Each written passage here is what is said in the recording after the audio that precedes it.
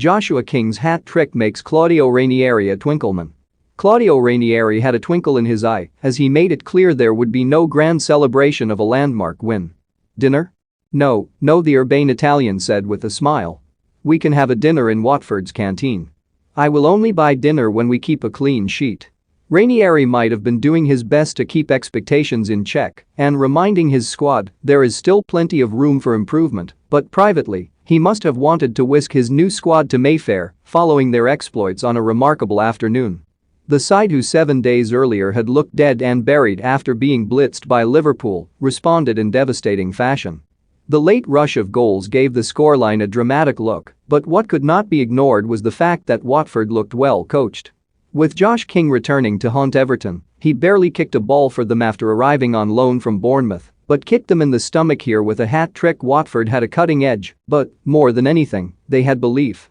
Ranieri is too long in the tooth to get carried away by one outstanding performance, but it felt like the efforts of this day will carry them a long way. I spoke to the players with my heart, said Ranieri, explaining how he lifted the mood following the 5-0 defeat by Liverpool.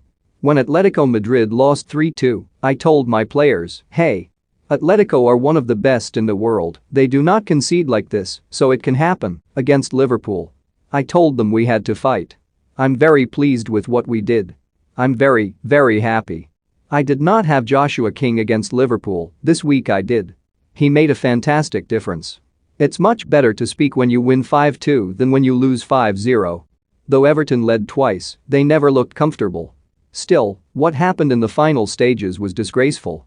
This is an Everton team who are prone to collapsing. It has happened 2 or 3 times a season for the last 5 years, but this was an affront to their supporters.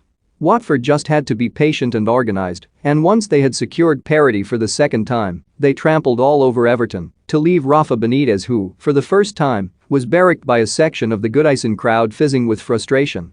There was discord as Everton fell apart, with some fans chanting, "Off. Off. Off."